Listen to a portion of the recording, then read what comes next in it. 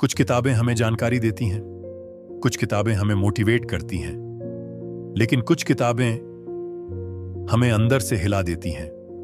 The alchemist ऐसी ही एक किताब है।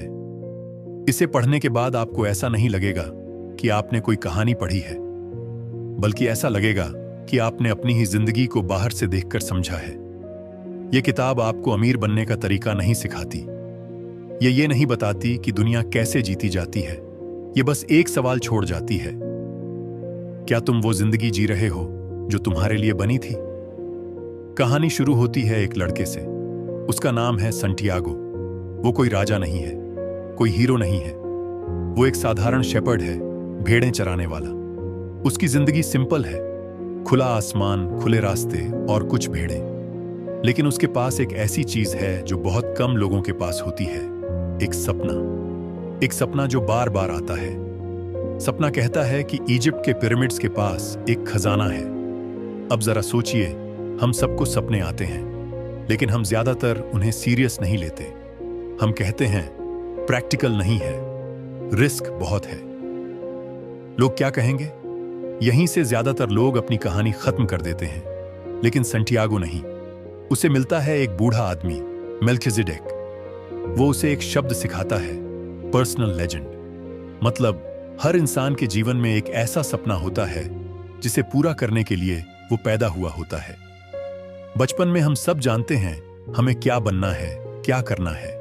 लेकिन जैसे जैसे हम बड़े होते हैं, समाज डराता है, पेरेंट्स चिंता करते हैं और हम समझौता कर लेते हैं। मेल्किजेडेक एक लाइन कहता है जो पूरी किताब की आत्मा है, जब तुम किसी चीज को सच्चे दिल से चाहते हो तो पूरी कायनात तुम्हें उससे मिलाने में लग जाती है।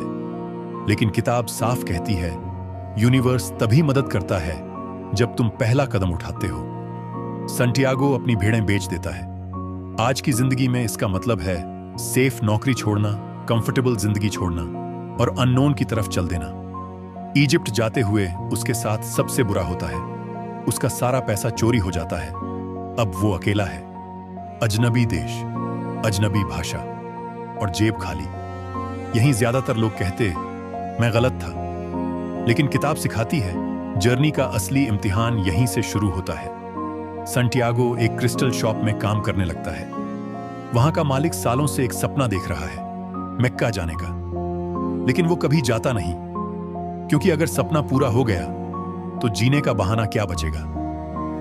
यहां किताब एक कड़वी सच्चाई बताती है, कुछ लोग सपने नहीं छोड़ते, बस उन्हें पूरा करने से डरते हैं। संटियागो मेहनत करता है, शॉप ग्रो करता है, पैसे कमा लेता है। अब उसके पास मौका है सब छोड़कर वापस लौट जाने का। लेकिन अंदर से आवाज आती है, तुम यहां तक लौटने के लिए नहीं आए। फिर शुरू होता है डिजर्ट का सफर। डिजर्ट सिर्फ रेत नहीं है, डिजर्ट है डर, कंफ्यूजन और अकेलापन। वहां उसे मिलता है इंग्लिशमैन जो किताबों में एल्केमी ढूंढ रहा है। लेकिन संटियागो समझता है सारी सच्चाई किताबों में नहीं होती, कुछ चीजें रास्ते पर चलकर समझ आती हैं। डिजर्ट में ही उसे मिलता है प्यार, फातिमा। अब सवाल आता है, अगर प्यार और सपना टकरा जाए तो? किताब बहुत खूबसूरत जवाब देती है, सच्चा प्यार कभी तुम्हें तुम्हारे मकसद से दूर नहीं करता। अगर कोई रिश्ता आपको छोटा बना रहा है तो वो प्यार नहीं, डर है। आखिर में संटियागो मिलता है द एल्केमिस्ट से। वो मैजिक नहीं सिखाता, वो शॉर्टकट्स नहीं देता, वो बस कहता है डरो मत। एल्केमी सोना बनाने का नाम नहीं है। एल्केमी है खुद को वो इंसान बनाना जो अपने सपने के काबिल हो। आखिरकार संटियागो पिरामिड्स तक पहुंचता है, लेकिन खजाना नहीं मिलता। यही किताब का सबसे बड़ा ट्विस्ट आता है। उसे पता चलता है खजाना वहीं था जहां से वो चला था, लेकिन अगर वो गया नहीं होता तो उसे कभी पता नहीं चलता। यही जिंदगी का सच है, हर सफर खजाने के लिए नहीं होता, कुछ सफर आपको बदलने के लिए होते हैं। द एल्केमिस्ट हमें यह नहीं सिखाती कि हर सपना पूरा होगा।